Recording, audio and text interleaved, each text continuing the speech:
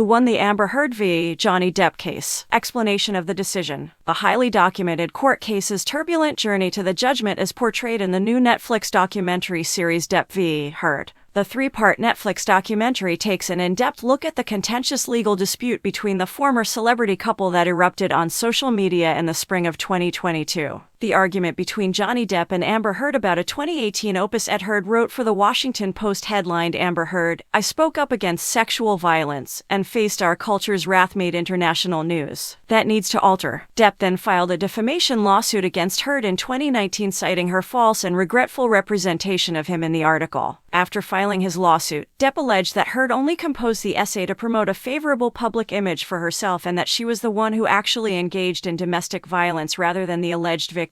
These back-and-forth exchanges between Depp and Heard, which were recorded during their defamation court, received a remarkable amount of press interest and online user discussion on social media sites like TikTok. Depp received $10 million of his $50 million claim in compensatory damages in the Depp v. Heard decision. Additionally, Depp received $5 million in punitive damages, but these were limited to $350,000 due to Virginia's state cap at the time of the trial. The 7-person jury returned a unanimous verdict in favor of Depp, finding that there was insufficient solid proof to establish that Depp had physically or verbally harmed Heard. Even though Heard did not mention Depp by name in the 2018 Washington Post op-ed, the jury found that Heard knew the accusations she made against Depp were untrue. Before ending their relationship in 2016, Depp and Heard dated for a number of years. Heard did not specifically mention Depp in her op-ed in the Washington Post, but there was enough context in the published article to suggest she was referring to Depp. Heard ultimately lost the case because the jury found that she had authored the piece with the aim to intentionally malign Depp.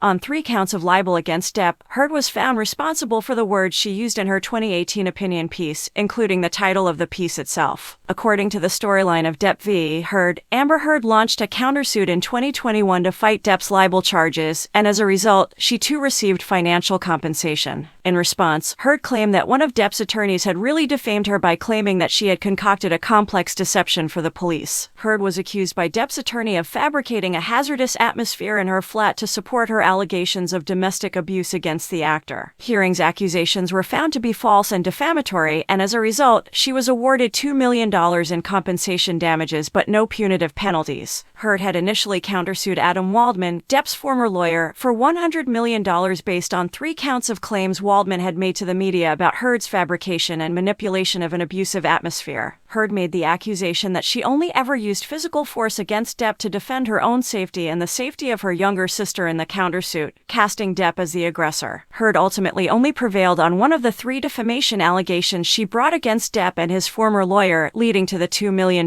settlement. Both parties in the Depp v. Heard case were ultimately able to reach a settlement after the final judgment was delivered, despite the millions of dollars that were awarded on either side of the case. Heard gave Depp a total of $1 million in December 2022, which he later distributed among 5 different charities. It seems that Depp's settlement with Heard was motivated more by the cleared allegations of domestic abuse against him than by the financial outcome of the lawsuit. The estranged couple decided to settle rather than have Heard give Depp the full $10.35 million that he was given in court as a sign of good faith.